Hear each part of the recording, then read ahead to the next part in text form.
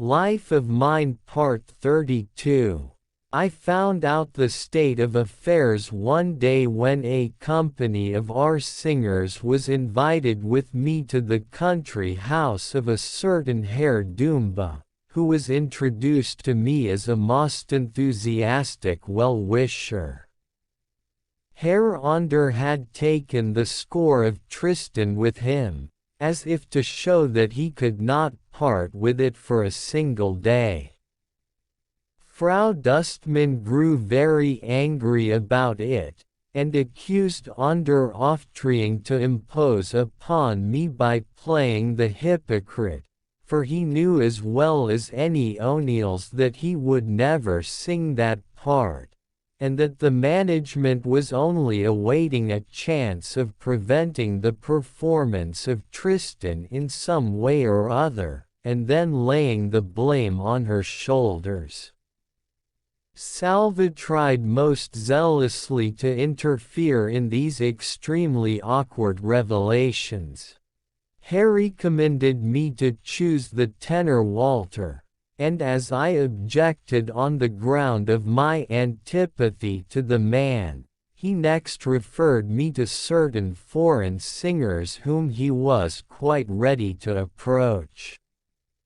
As a matter of fact, we tried a few outside players, of whom the most promising was a certain Signor Marini, and I really felt so depressed and so desirous of furthering my work at any price that I attended a performance of Lucia by Donizetti with my friend Cornelius to see if I could extract from him a favorable judgment of the singer.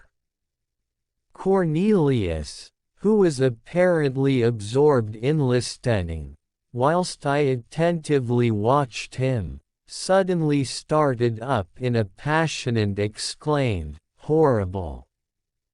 Horrible!" which made us both laugh so heartily that we soon left the theatre in quite a cheerful frame of mind.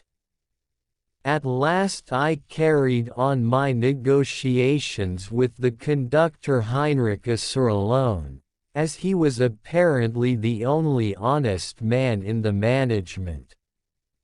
Although he found Tristan very difficult, yet he worked at it with great earnestness, and never really gave up the hope of making a performance possible, if only I would accept Walter as the tenor. But, in spite of my persistent refusal to make use of such help, we always remained good friends. As he, like myself, was a keen walker, we often explored the neighborhood of Vienna, and our conversations during these expeditions were enthusiastic on my part and thoroughly honest and serious on his. Whilst these Tristan matters were running their weary course like a chronic disease, whose outcome it is impossible to foresee, Standardner returned at the end of September with his family. Consequently, the next thing I had to do was to look out for a residence, which I chose in the Hotel Kaiserin Elizabeth. Through my cordial intercourse with the family of this friend, I became quite intimate not only with his wife, but also with her 3 sons and a daughter by her first marriage, and a younger daughter by the second marriage with Standardner. On looking back upon my former residence in my friend's house, I greatly missed the presence and kindly care bestowed upon me by his niece Seraphine, whom I have already mentioned, as well as her untiring thoughtfulness and pleasant, amusing companionship. On account of her natty figure and hair carefully curled à l'enfant, I had given her the name of the doll. Now I had to look after myself in the dull room of the hotel, and the expense of my living increased considerably.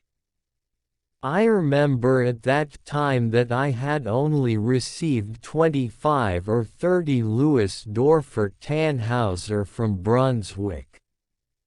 On the other hand, Minna sent me from Dresden a few leaves of the silver-spangled wreath presented by some of her friends as a souvenir of her silver wedding day, which she had celebrated on the 24th of November.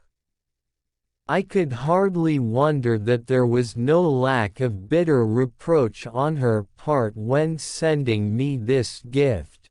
However, I tried to inspire her with the hope of having a golden wedding.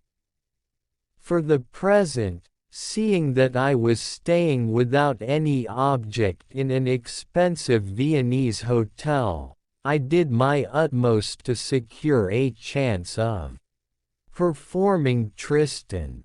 First I turned to Tischachek in Dresden, but obtained no promise from him. I then had recourse to Schnur, with a similar result, and I was at last obliged to acknowledge that my affairs were in a bad way. Oft has I made no secret in my occasional communications to the Wessendonks, who, apparently to cheer me up, invited me to meet them in Venice, where they were just going for a pleasure trip.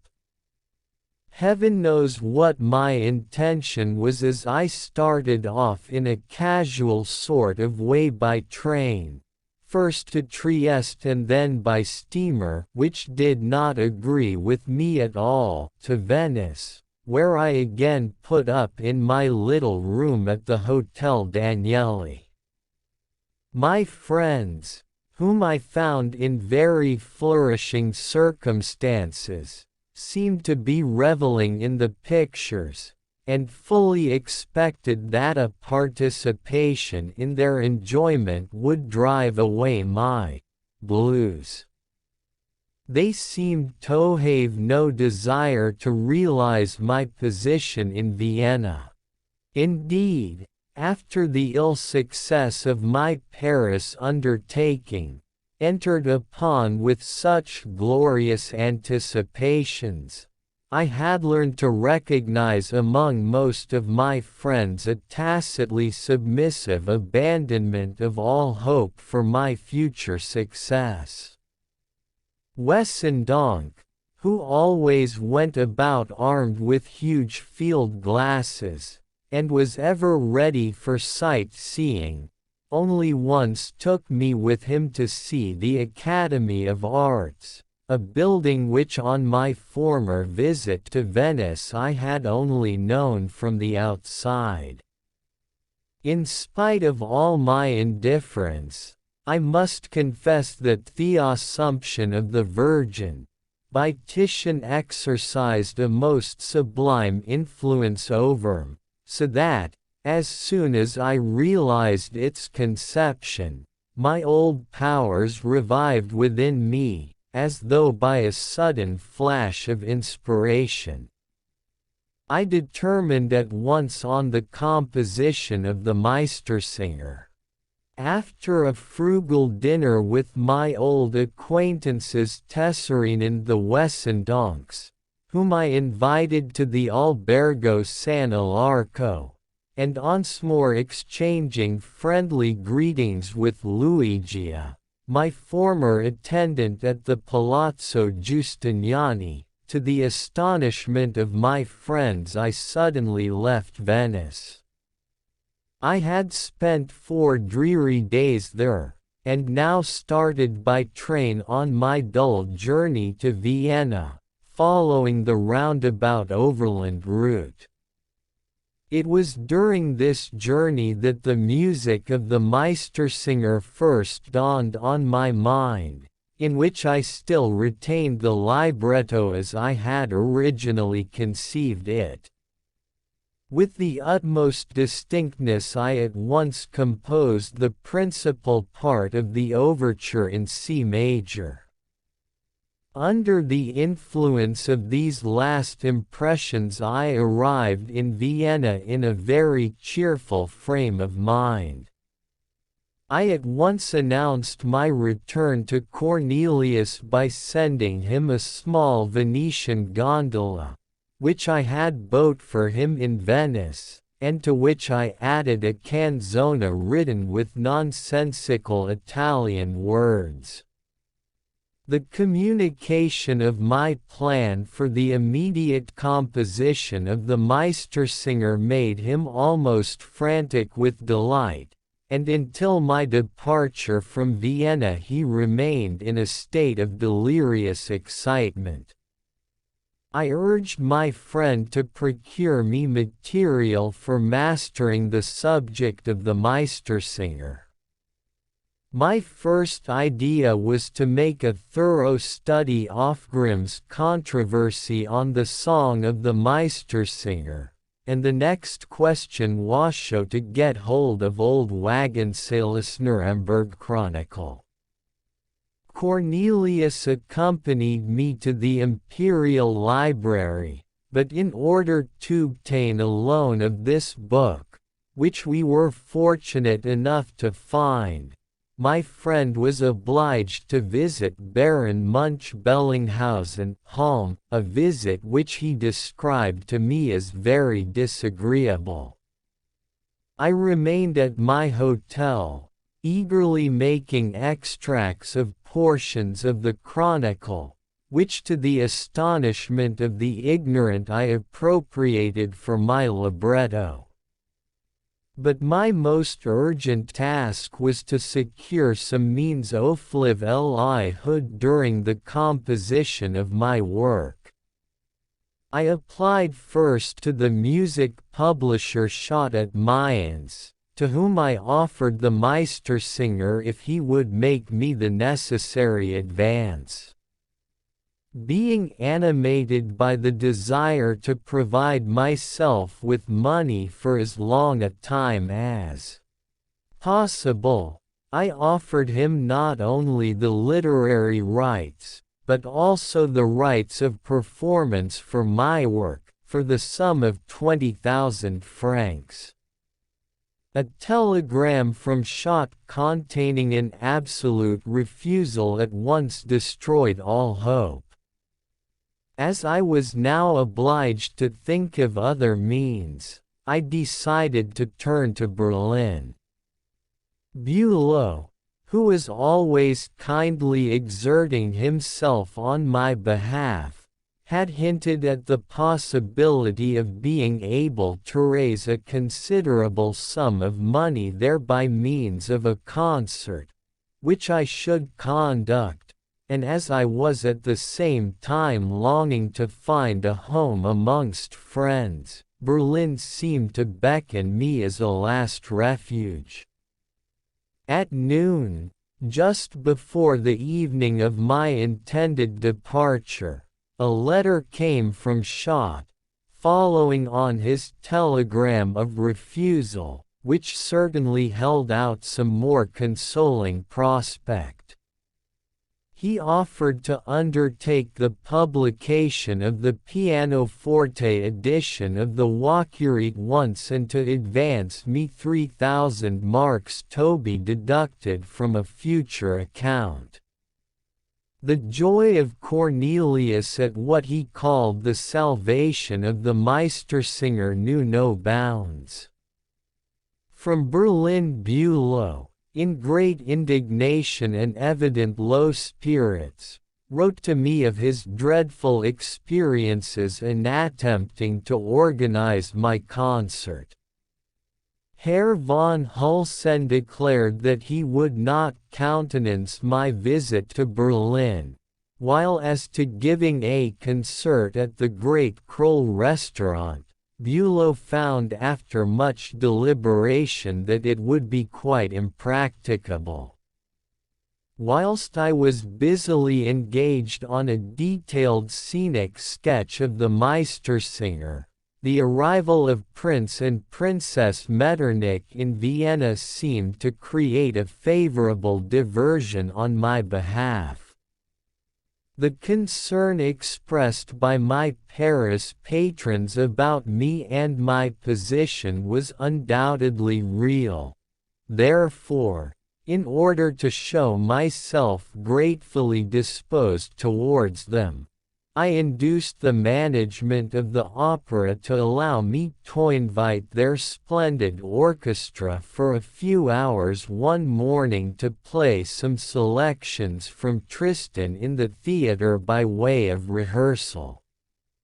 Both the orchestra and Frau Dustmann were quite ready to grant my request in the most friendly manner, and Princess Metternich, with some of her acquaintances, was invited to this rehearsal. With the orchestra we played through two of the principal selections, namely, the prelude to the first act, and the beginning of the second act, as far as the middle, while the singing part was sustained by Frau Dustmann, the whole being so brilliantly executed that I felt fully justified in believing I had created a most excellent impression.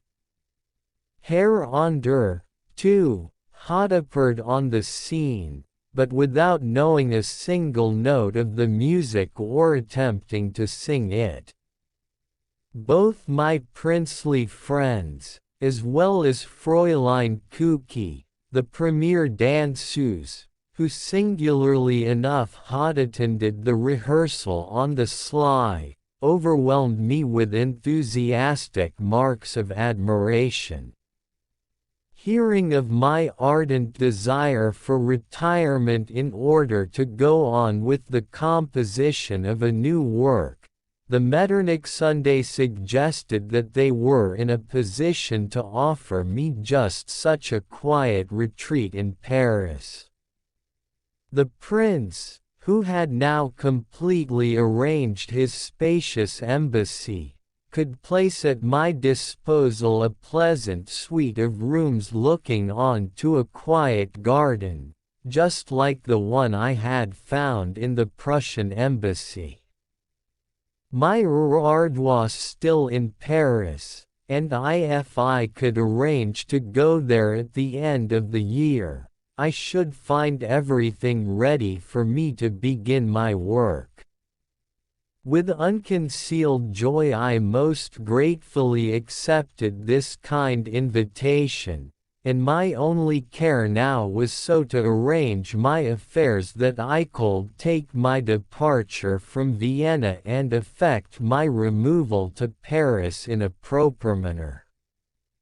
The arrangement that had been made through Standartner's mediation, that the management should pay me a part of the stipulated fee for Tristan, would be a great help in this. But as I was only to get 1,000 marks, and even this was to be subject to so many clauses and conditions as to suggest a desire to renounce the whole transaction, I at once rejected the offer. This fact, however, did not prevent the press, which was always in touch with the theatrical management, from publishing that I had accepted an indemnity for Thenan performance of Tristan. Fortunately I was able to protest against this calumny by producing proof of what I had actually done in the matter. Meanwhile, the negotiations with Schott dragged out to some length, because I would not agree at present to his suggestions about the Walküre. I adhered to my first offer of a new opera, the Meistersinger, and at last received 3,000 marks as an installment on this work.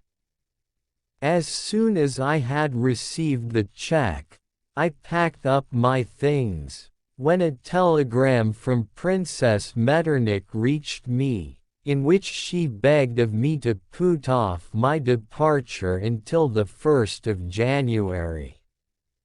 I decided not give up my plan, being anxious to get away from Vienna, so I determined to go straight to Mayence to pursue further negotiations with Schott. My leave-taking at the station was made particularly gay by Cornelius, who whispered to me with mysterious enthusiasm a stanza of Saxwick I had communicated to him. This was the verse: Der Vogel der Hut sang, dem war der Schnabel hold gewachsen, ward och den Meistern dabei bang. Gar Wohlgefühler doch Hans Sachsen. In Mayence I got to know the Schott family, with whom I had only had a casual acquaintance in Paris, more intimately. The young musician Weisheimer, who was just then beginning his career as musical director at the local theatre, was a daily visitor at their house. At one of our dinners another young man, Stadel, a lawyer, proposed a remarkable toast in my honor in a most eloquent and astonishing speech.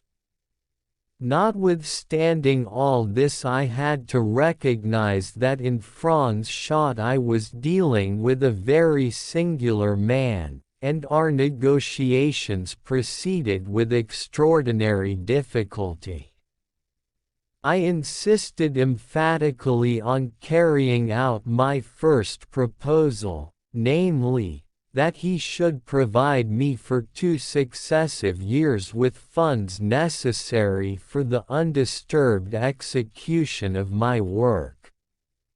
He excused his unwillingness to do this by pretending it was painful to his feelings to drive a bargain with a man like myself by purchasing my work for a certain sum of money, including also the profits of my author's rights in the theatrical performances, that, in a word, he was a music publisher, and did not want to be anything else.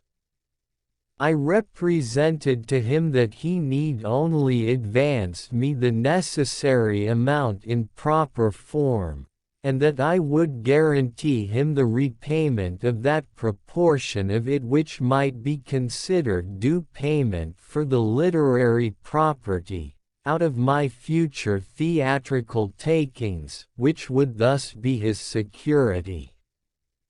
After a long time I agreed to make advances on musical compositions still to be delivered, and to this suggestion I gladly acceded, insisting, however, that I must be able to depend on a total gradual payment of 20,000 francs. As, after settling my Vienna hotel bill, I was in immediate want of money, Schott gave me a draft on Paris. From that city I now received a letter from Princess Metternich, which mystified me, inasmuch as it merely announced the sudden death of her mother, Countess Sandor, and the consequent change in her family circumstances. Once more I deliberated whether it would not be better, after all, to take at random a modest lodging in or near Karlsruhe, which in time might develop into a peaceful and permanent dwelling. Owing to my difficulty in providing minutes allowance, which according to our agreement was 3,000 marks a year, it struck me as more reasonable and certainly more economical to ask my wife to share my home. But a letter which just then reached me from her, and the main contents of which were nothing less than an attempt to incite me against my own friends, scared me away from any thought of reunion with her, and determined me to adhere to my Paris plans and keep as far away from her as possible. So towards the middle of December I started for Paris, where I alighted at the dingy-looking Hotel Voltaire, situated on the quay of the same name, and took a very modest room with a pleasant outlook. Here I wished to remain unrecognized, preparing myself meanwhile for my work until I could present myself to Princess Metternich at the beginning of the new year, according to her wish. In order not to embarrass the Metternichs' friends, Porteles and Hatzfeld, I pretended that I was not in Paris, and looked up only those of my old acquaintances who did not know these gentlemen, such as Truinet, Gasparini, Flaxland, and The Painter Zermich. I met Truinet and his father regularly at supper time in the Taverne Anglaise, to which I used to make my way unobserved through the streets at dusk. One day, on opening one of the papers there I read the news of the death of Count Portals. My grief was great, and I felt particularly sorry that, out of my singular regard for the Metternichs, I had neglected to visit this man who had been a real friend to me. I at once called on Count Hatzfeld, who confirmed the sad news and told me the circumstances of the sudden death, which was the result of heart disease, the existence of which the doctor had not discovered till the very last moment. At the same time I learned the true significance of the events which had taken place at the Hotel Metternich.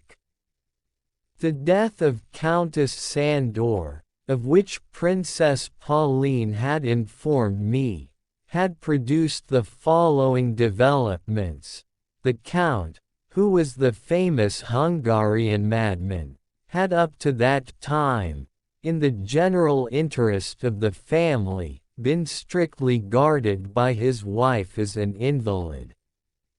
At her death the family lived in fear of the most terrible disturbances from her husband, now no longer under control, and the Metternichs therefore thought it necessary to take him at once to Paris, and keep him there under proper supervision. For that purpose the princess found that the only suitable suite of apartments at her command was the one previously offered to me. I at once saw it was useless to think any more of taking up my residence at the Austrian embassy, and I was left to reflect on the strange freak of fortune that had again cast me adrift in this ill-omened Paris. At first the only course open to me was to stay in my inexpensive lodging in the Hotel Voltaire until I had finished the libretto of the Meistersinger, and meanwhile set to work to find the refuge so earnestly sought for the completion of my new work. It was not an easy matter.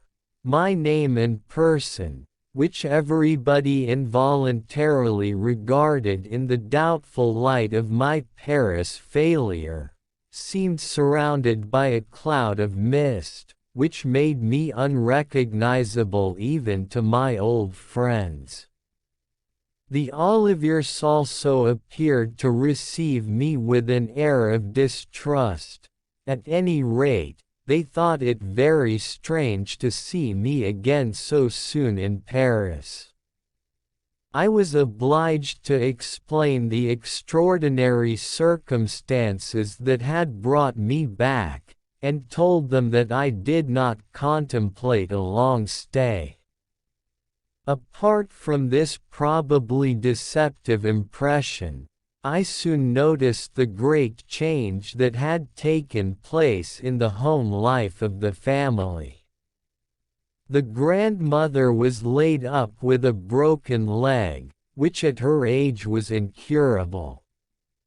Olivier had taken her into his very small flat for more efficient nursing and care, and we all met for dinner at her bedside in the tiny room. Blondine had greatly changed since the previous summer, and wore a sad and serious expression, and I fancied that she wasn't. Emile, although dry and superficial, was the only one who gave me any sound advice. When the fellow Lindau sent me a letter through his lawyer demanding the compensation awarded him by the law for his imaginary co-operation in the translation of Tannhauser, all that Emile said on reading the letter was, "Ne répondez pas," and his advice proved as useful as it was easy to follow, for I never heard anything more of the matter.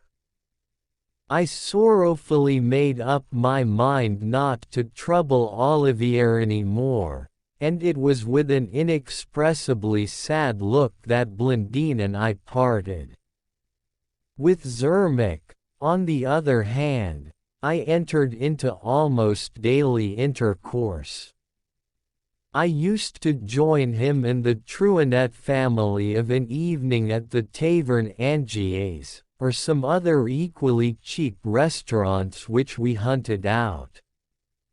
Afterwards we generally went to one of the smaller theatres, which, owing to pressure of work, I had not troubled about on my former visits. The best of them all was the Gymnase, where all the pieces were good and played by an excellent company.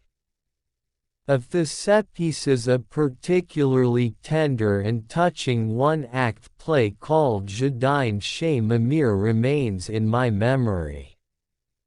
In the Théâtre du Palais Royal, where things were not now so refined as formerly, and also in the Théâtre de Jazet, I recognized the prototypes of all the jokes with which, in spite of poor elaboration and unsuitable localization, the German public is being entertained all the year round. Besides this, I occasionally dined with the Flaxland family, who still refused to despair of my eventual success with the Parisians. For the present my Paris publisher continued to issue the Fliegender Hollander as well as Rienzi, for which he paid me 100 francs as a small fee, which I had not bargained for on the first edition. The cause of the almost cheerful complacency with which I managed to regard my adverse situation in Paris, and which enabled me afterwards to look back on it as a pleasant memory, was that my libretto of the Meistersinger daily increased its swelling volume of rhyme.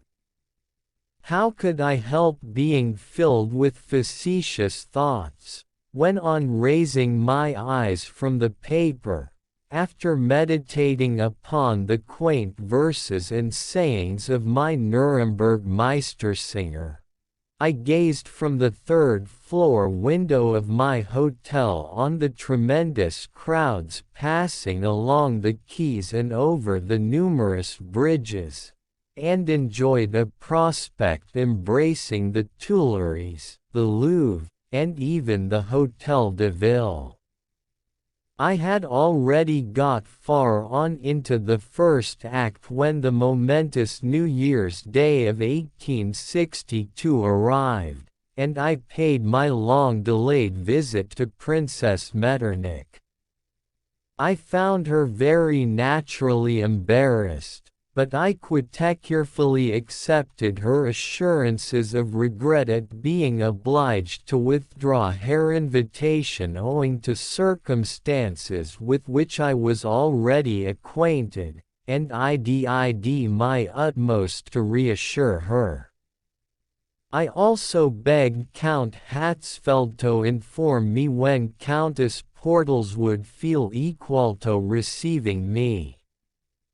Thus through the whole month of January I continued working on the Meistersinger libretto, and completed it in exactly 30 days.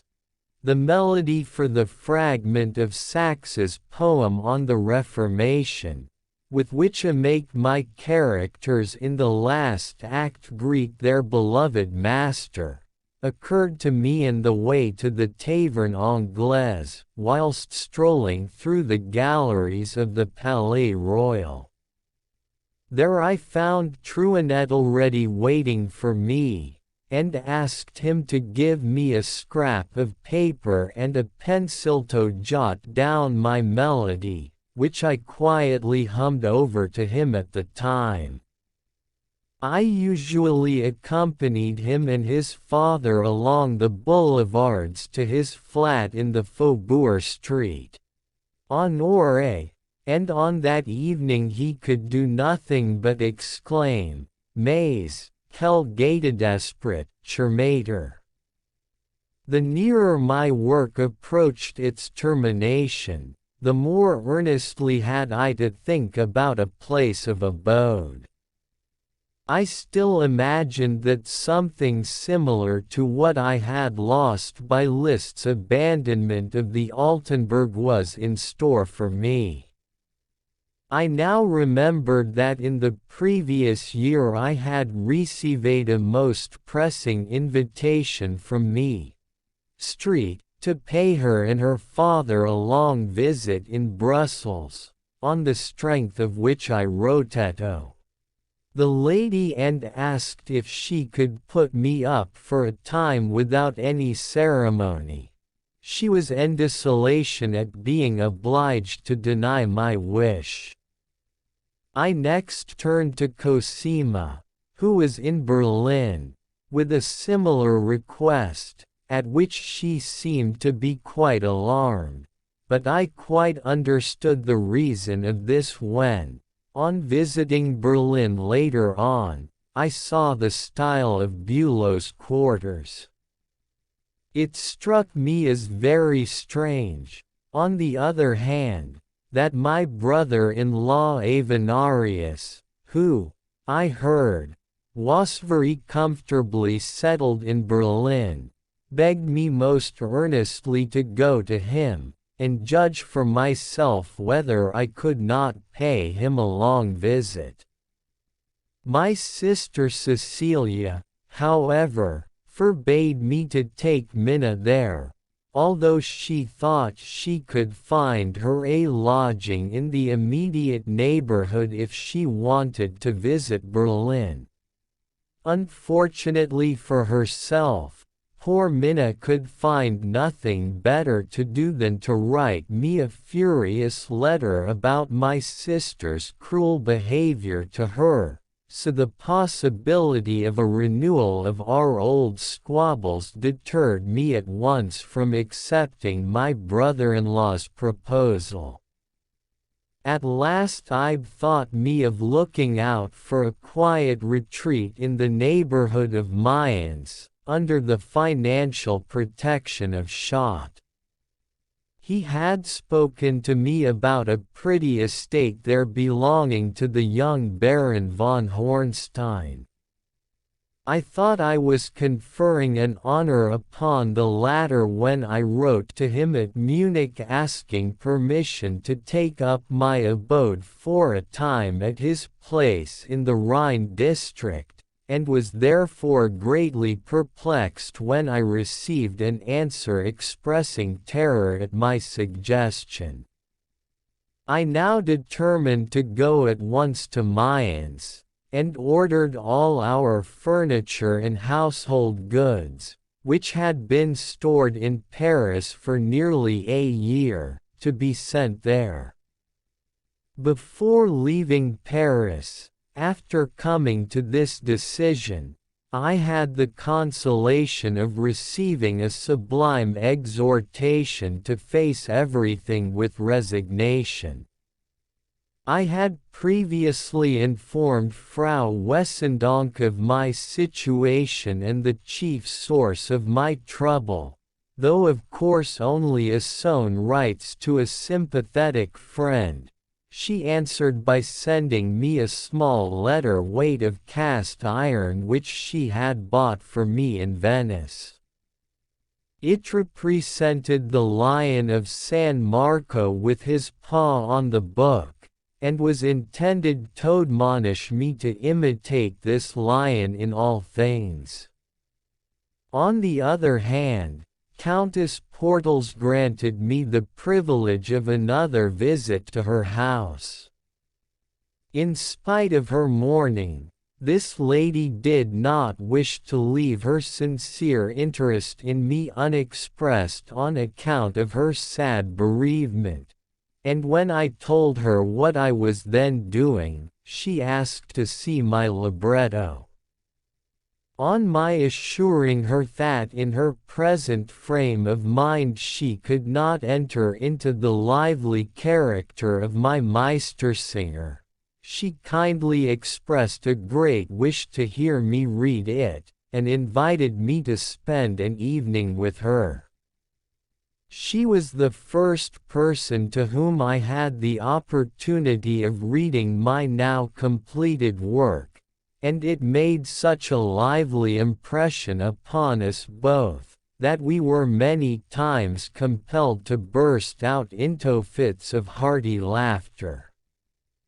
On the evening of my departure on the 1st of February, I invited my friends Gasparini, Zermatt, and the Truanets to a farewell meal in my hotel. All were in capital spirits, and my good humor enhanced the general cheerfulness, although no one quite understood what connection it could have with the subject on which I had just completed a libretto, and from the performance of which I anticipated so much. In my anxiety to choose a suitable residence, which was now so necessary to me, I directed my steps once more to Karlsruhe.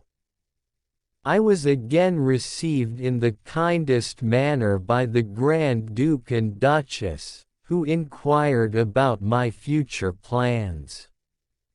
It turned out, however, that the residence I so earnestly desired could not be provided for me in Karlsruhe. I was much struck by the sympathetic concern of the Grand Duke as to how I could meet the cost of my arduous life, or even my traveling expenses. I cheerfully endeavored to set his mind at rest by telling him of the contract I had made with Schott, who had bound himself to provide me with the necessary funds in the form of advances on my Meistersinger.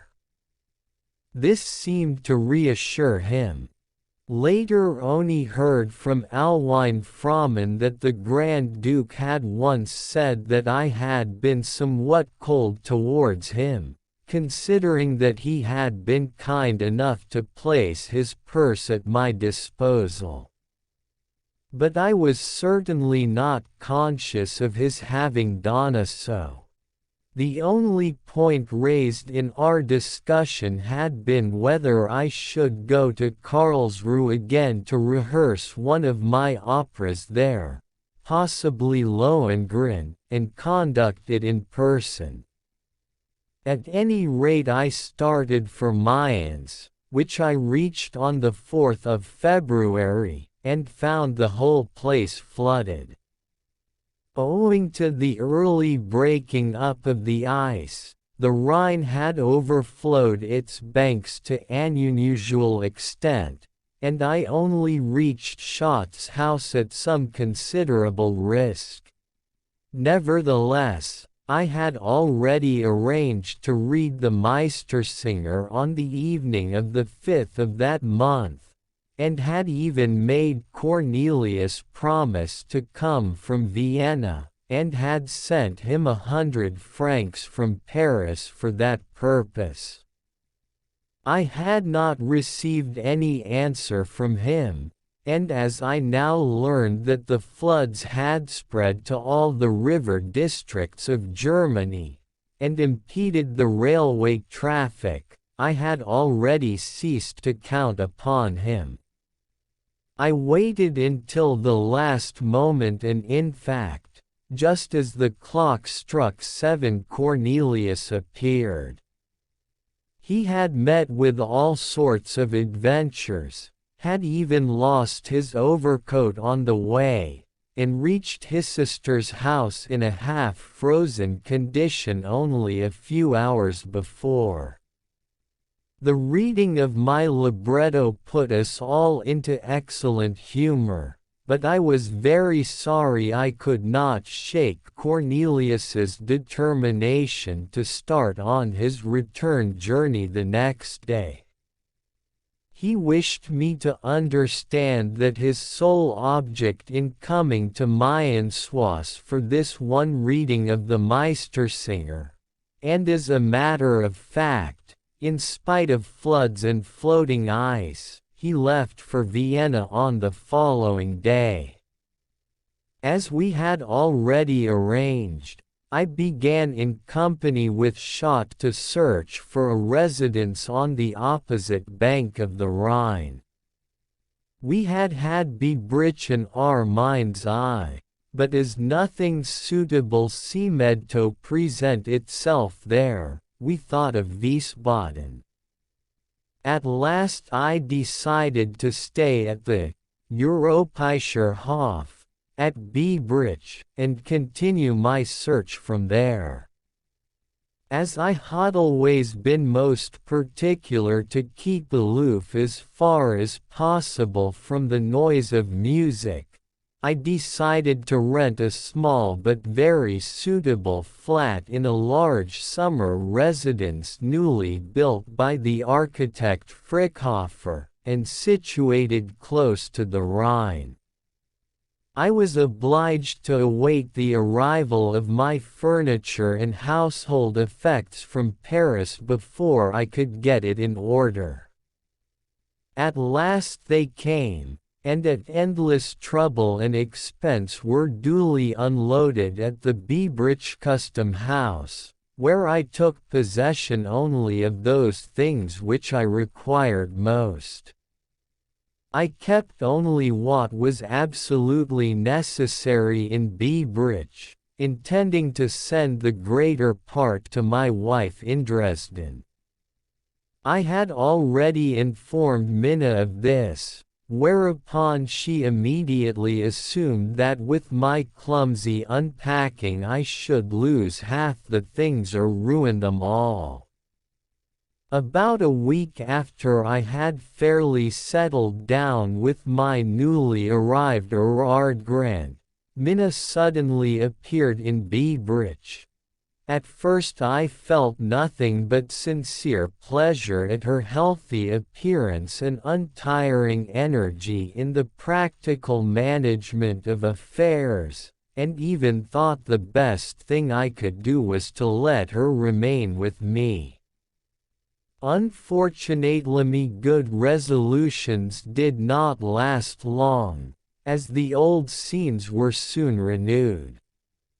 When we went to the custom house, intending to separate her things from mine, She could not contain her anger that I had not waited for her arrival before removing on my own account the articles I required for myself.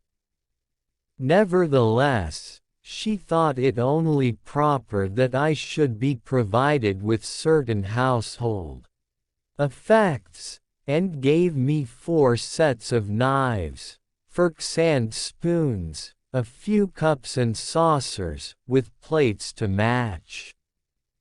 She then superintended the packing of the remainder, which was not inconsiderable, and, after arranging everything to her satisfaction, took her departure to Dresden a week later. She now flattered herself that her establishment there would be sufficiently furnished to receive me, as she hoped, very shortly.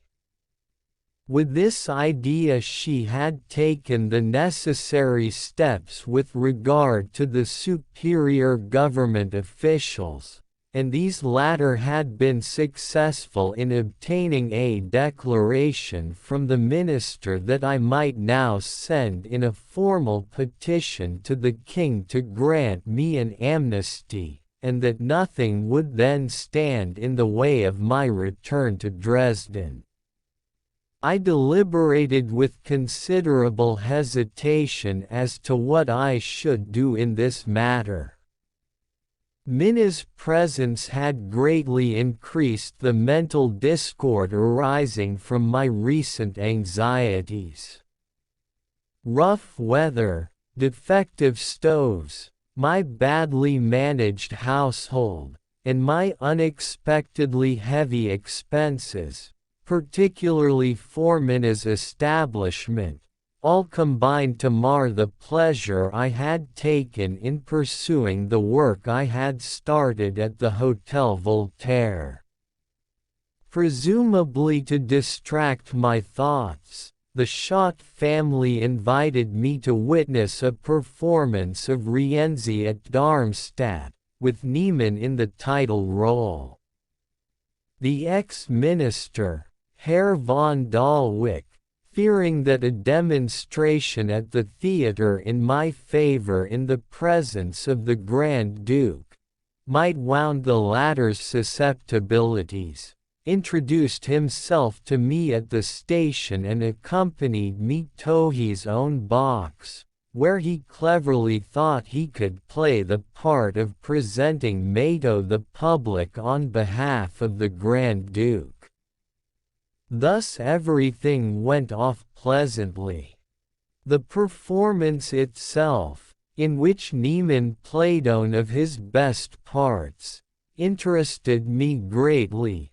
I also noticed that they cut out as much of the opera as they could, presumably in deference to the tastes of the Grand Duke, so as to extend the ballet as much as possible by repeating the lighter parts of it. From this excursion I had again to return home through the floating ice on the Rhine. As I was still in very low spirits, I tried to introduce a few comforts into my home, and for this purpose engaged a maid-servant to prepare my breakfast. My other meals I took at the Europäischer Hof. When I found, however, that I could not recover my working mood, and feeling somewhat restless, I offered to redeem my promise and pay another visit to the Grand Duke of Baden, suggesting that I should give him a reading of the Meistersinger. The Grand Duke replied by a very kind telegram signed by himself, in response to which I went to Karlsruhe on the 7th March and read my manuscript to him and his wife. A drawing room had been specially selected for this reading, in which hung a great historical picture by my old friend Pecht, portraying Goethe as a young man reading the first fragments of his Faust before the Grand Duke's ancestors. My work received very kind attention, and at the conclusion of the reading I was exceedingly pleased to hear the Grand Duchess recommend me particularly to find a suitable musical setting for the excellent part of Poner, which was a friendly admission of regret that a citizen should be more zealous in the interests of art than many a prince. A performance of Lohengrin, under my conductor's hip, was once more discussed, and I was advised to make fresh terms with Édouard Devrient. Unfortunately, the latter made a terrible impression on me by his production of Tannhauser at the theatre. I was obliged to witness this performance seated by his side, and W. is astonished to realize that this dramaturge, whom I had hitherto so highly recommended, had now sunk to the most vulgar practices of the theatrical profession. To my amazement at the monstrous mistakes made in the performance, he replied, with great surprise and a certain haughty indignation, that he could not understand why I made so much fuss about such trifles, as I must know very well that in theatres it was impossible to do otherwise. Nevertheless, a model performance of Lohengrin was arranged for the following summer, with the co-operation of Herr Schnur and his wife.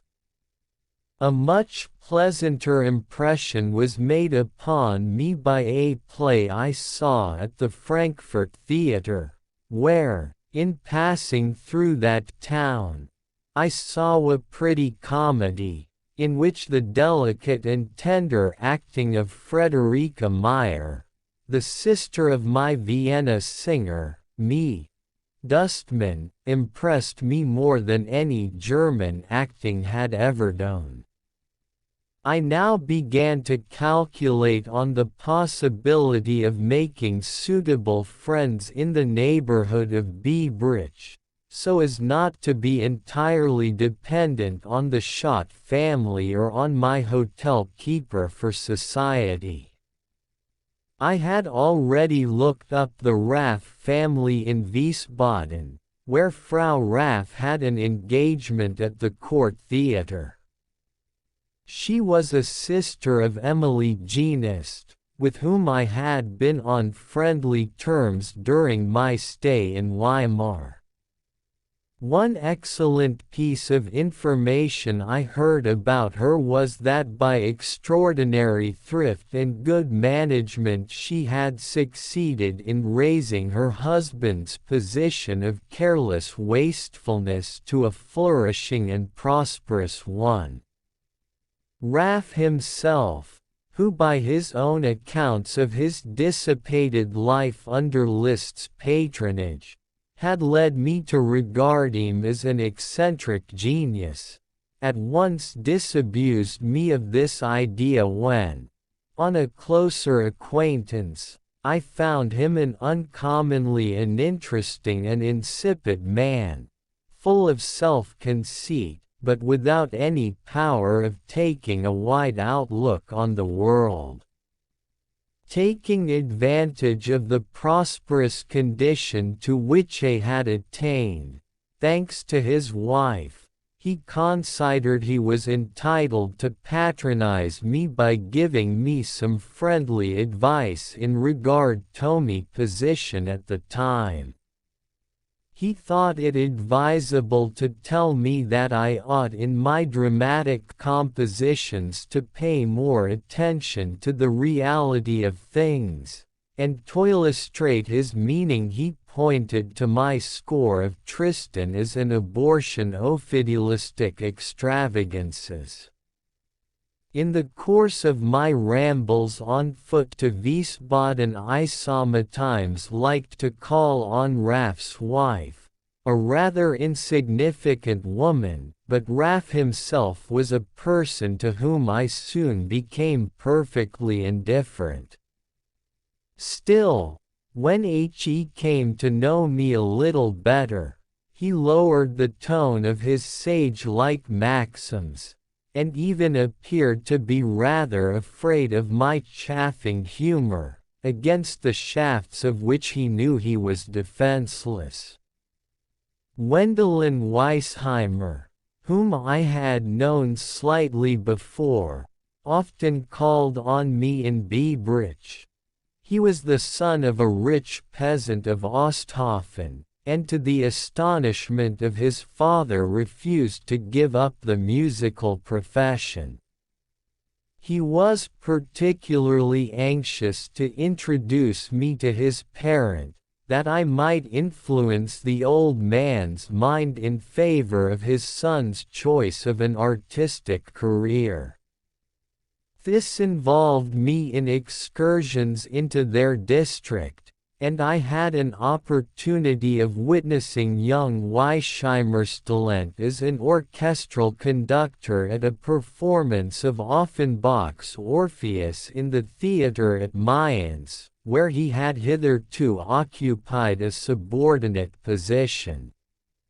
I was horrified that my sympathy for this young man should make medicine so low as to be present at such an abomination, and for a long time I could not refrain from letting Weisheimer see the annoyance I felt. In my search for a more dignified entertainment I wrote to Friederich Meyer in Frankfurt and asked her to let me know when the performance of Calderon's comedy, Das öffentliche Geheimnis, would be repeated, as the last time I had seen an announcement of it, I had been too late. She was much pleased at my sympathetic inquiry, and informed me that the comedy was not likely to be revived in the immediate future, but that there was a prospect of Calderon's Don Gutierre being produced. I again paid a visit to Frankfurt to see this play, and made the personal acquaintance of this interesting actress for the first time. I had every reason to be highly satisfied with the performance of Calderon's tragedy, although the talented actress who played the leading part was thoroughly successful only in the tenderer passages, her resources being insufficient to depict the more passionate scenes. She told me she very often visited some friends of hers in Mayence, and I followed up this communication by expressing a wish that when doing so she would look me up at Biebrich, to which she replied that I might hope on some future occasion for the fulfillment of my wish. A grand soirée given by the Schatz to their Mayence acquaintances was the occasion of my making friends with Matilda Mayer, whom Frau Schott, at least so she informed me, had specially selected for her cleverness to be my companion at the supper table. Her highly intelligent, sincere manner and her peculiar Mayence dialect distinguished her favorably from the rest of the company, nor was this distinction accompanied by anything outre. I promised to visit her, and thus became acquainted with an idyllic home such as I had never met before. This Matilda, who was the daughter of a lawyer who had died leaving only a small fortune behind, lived with her mother, 2 aunts and a sister in a neat little house, while her brother, who was learning business in Paris, was a continual source of trouble to her. Matilda, with her practical common sense, attended to the affairs of the whole family, apparently to everyone's complete satisfaction. I was received among them with remarkable warmth whenever, in the pursuit of my business, I chanced to come to Mayence. This happened about once a week, and on each occasion I was made to accept their hospitality. But as Matilda had a large circle of acquaintances, among others an old gentleman in Mayence who had been Schopenhauer's only friend, I frequently met her in other people's houses, as for instance at the Raffs in Wiesbaden. From the Resch and her old friend Louise Wagner would often accompany me on my way home, and I would sometimes go with them further on the way to Mayence. These meetings were full of agreeable impressions. Towick frequent walks in the beautiful park of Biebrich Castle contributed. The fair season of the year was now approaching, and I was more seized with a desire for work. As from the balcony of my flat, in a sunset of great splendor, I gazed upon the magnificent spectacle of golden Mayence, with the majestic Rhine pouring along its outskirts in a glory of light. The prelude to my Meistersinger again suddenly made its presence closely and distinctly felt in my soul. Once before had I seen it rise before me out of a lake of sorrow, like some distant mirage. I proceeded to write down the prelude exactly as it appears today in the score, that is, containing the clear outlines of the leading themes of the whole drama. I proceeded at once to continue the composition, intending to allow the remaining scenes to follow in due succession. As I was feeling in a good temper, I thought I would like to pay a visit to the Duke of Nassau. He was my neighbor, and I had so often met him on my lonely walks in the park, that I considered it polite to call on him. Unfortunately, there was not much to be got out of the interview which took place. He was a very narrow-minded but amiable man, who excused himself for continuing to smoke his cigar in my presence because he could not get on without it, and he thereupon proceeded to describe to me his preference for Italian opera, which I was quite content he should retain. But I had an ulterior motive in trying to prepossess him in my favor. At the back of his park stood a tiny castle of fancient appearance on the borders of a lake. It had grown into a sort of picturesque ruin, and at the time served as a studio for a sculptor.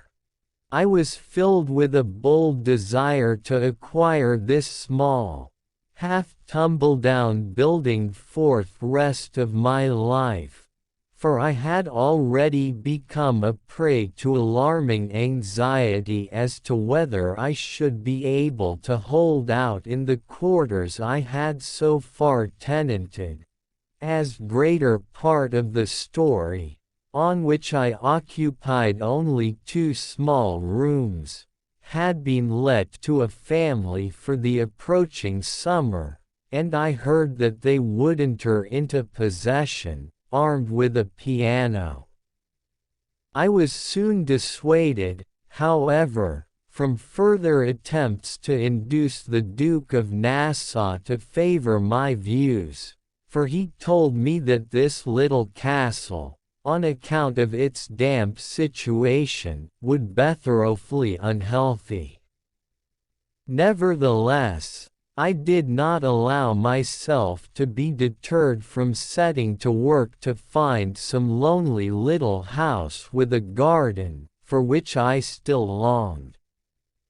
In the excursions I repeatedly undertook for this purpose I was frequently accompanied not only by Weisheimer but also by Dr. Stadel, the young lawyer who at Schott's house had proposed the charming toast which I have already mentioned. He was an extraordinary man, and I could only explain his very excitable nature by the fact that he was a passionate gambler at the roulette tables in Wiesbaden. Haidt was who had introduced me to another friend, a practiced musician, Dr. Schuler from Wiesbaden. With both these gentlemen I now weighed all the possibilities of acquiring, or at least of discovering, my little castle for the future. On one occasion we visited Bingen with this object, and ascended the celebrated old tower there in which the Emperor Henry IV was imprisoned long ago. After going for some distance up the rock on which the tower was built, we reached a room on the fourth story occupying the entire square of the building, with a single projecting window looking out upon the Rhine. I recognized this room as the ideal of everything I had imagined in the way of a residence for myself. I thought I could arrange for the necessary smaller apartments in the flat by means of curtains, and thus prepare for myself a splendid place of refuge forever. Stadel and Schuler thought it possible they might help me in the fulfillment of my wishes, as they were both acquainted with the proprietor of this ruin. Shortly afterwards, in fact, they informed me that the owner had no objection to letting me this large room at a low rent, but at the same time they pointed out the utter impracticability of carrying out my plan. Nobody, they said, would be either able or willing to act as my servant there, for, amongst other things, there was no well, and the only water obtainable was from a cistern lying at a frightful depth down in the keep, and even this was not good. Under such circumstances it did not require more than one such obstacle to deter me from the pursuit of such an extravagant scheme. I had a similar experience with a property in Rheingau belonging to Count Schönborn. My attention had been drawn to it, because it was unoccupied by the proprietor. Here I certainly found a number of empty rooms, out of which I should have been able to arrange something suitable for my purpose. After obtaining further details from the land agent, who wrote on my behalf to Count Schönborn, I had to content myself with a refusal. A strange incident that occurred about this time seriously threatened to interrupt me to some extent in the work I had begun. Friederike Meyer kept her promise and called on me one afternoon on her return from her usual excursion to Mayence. She was accompanied by a lady friend. Shortly after her arrival she was suddenly overwhelmed with fear, and to the terror of all present declared she was afraid she had caught scarlet fever. Her condition soon became alarming, and she had to find accommodation immediately in the Europäischer Hof hotel and send for a doctor.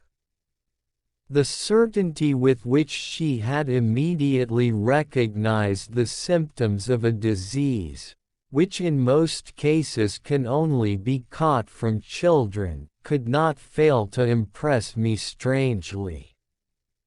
But my amazement was increased when on the following morning, at a very early hour, Herr von Guida, the manager of the Frankfurt Theatre, who had heard of her illness, paid a visit to the patient and expressed for her an anxiety, the intensity of which it was impossible to ascribe entirely to his interest as a theatrical manager.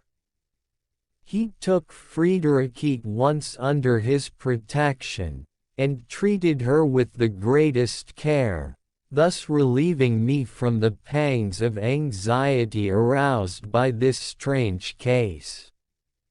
I spent some time with Herr von Guida, talking with him about the possibility of producing one of my operas in Frankfurt. On the second day I was present when the sick lady was conveyed to the railway station by Guida, who evinced towards her what appeared to me the most tender paternal solicitude.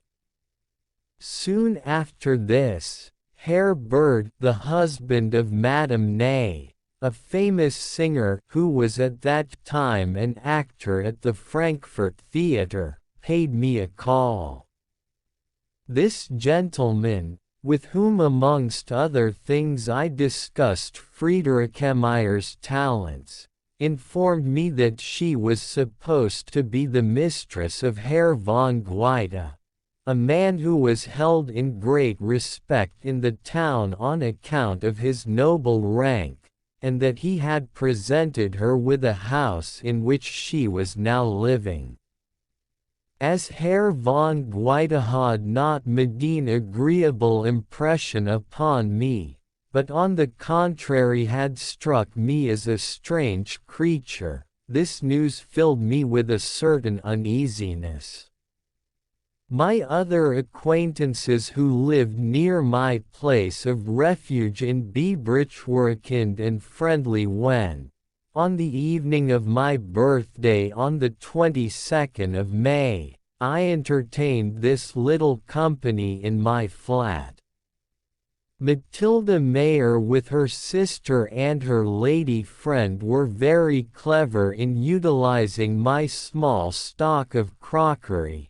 In a certain sense she did the honors as mistress of the house.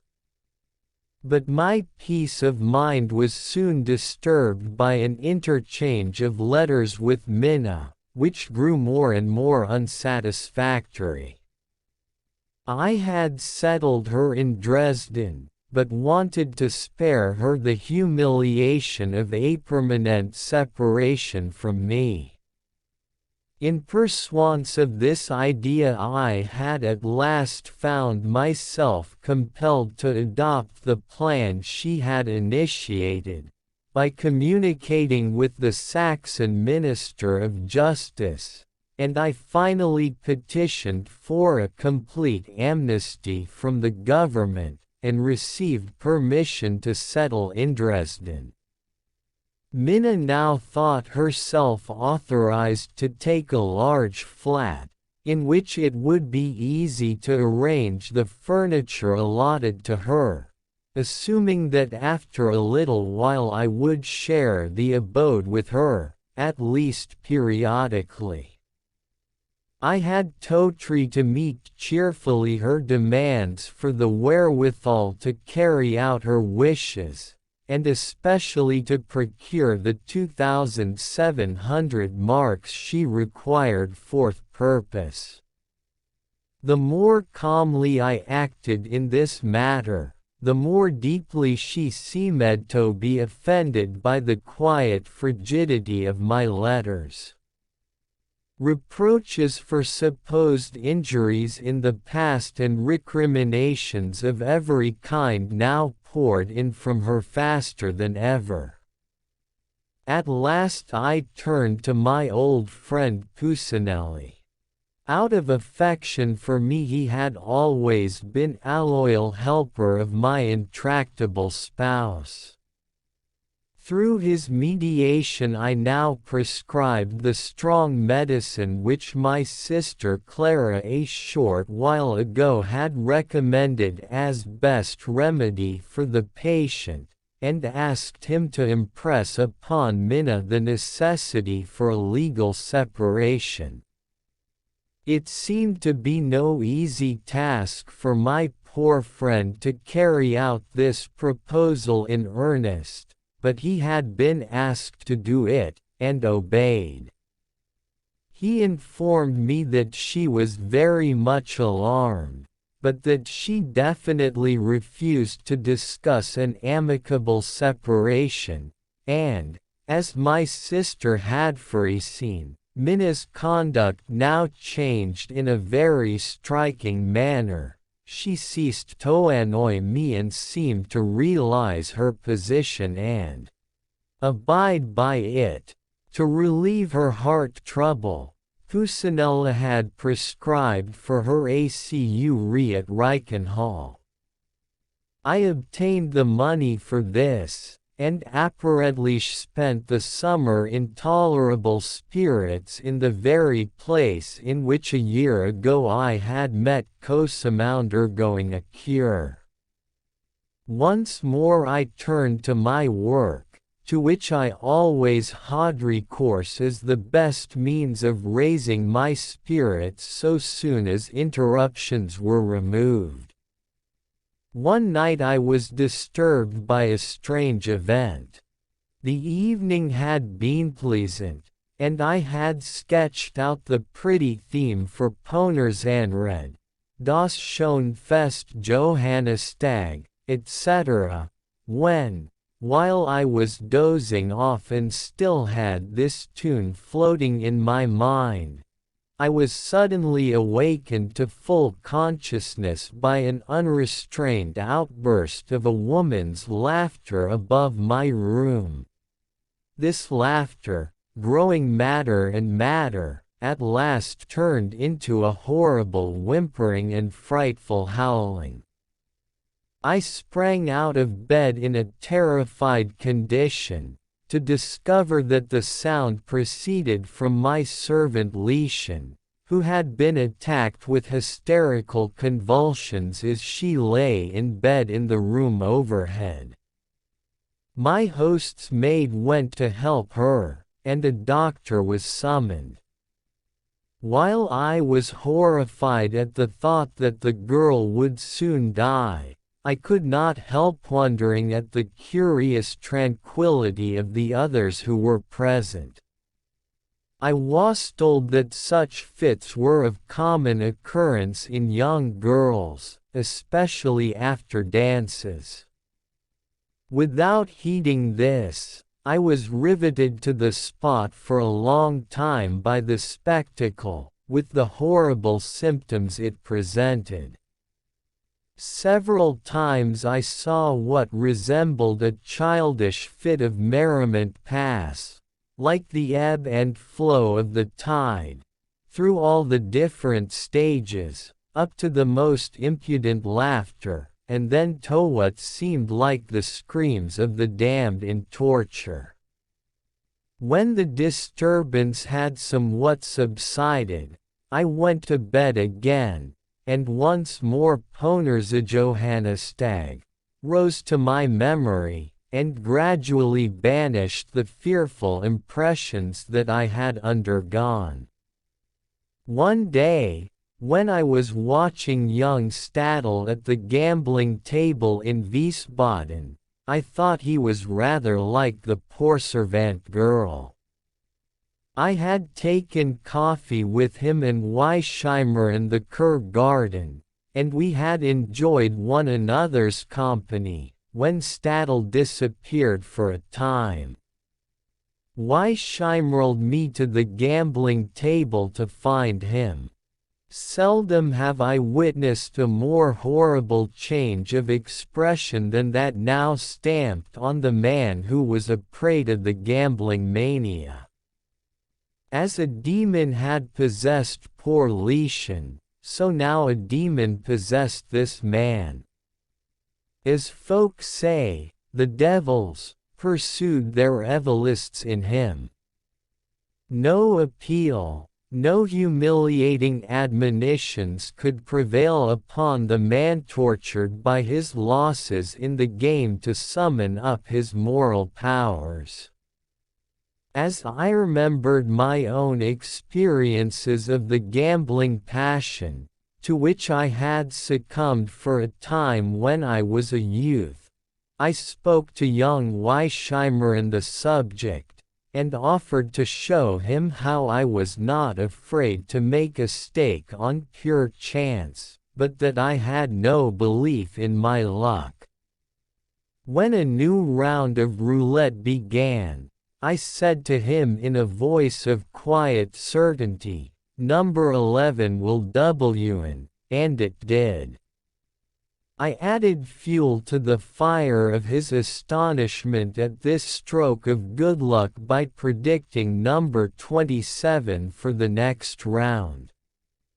Certainly I remember being overcome by a spell as I spoke, and my number was in fact again victorious.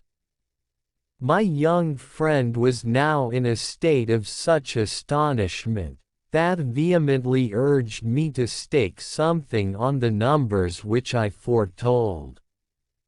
Again I cannot but call to mind the curious, quiet feeling of being spellbound which possessed me as I said, "As soon as I introduce my own personal interests into the game, my gift of prophecy will disappear at once."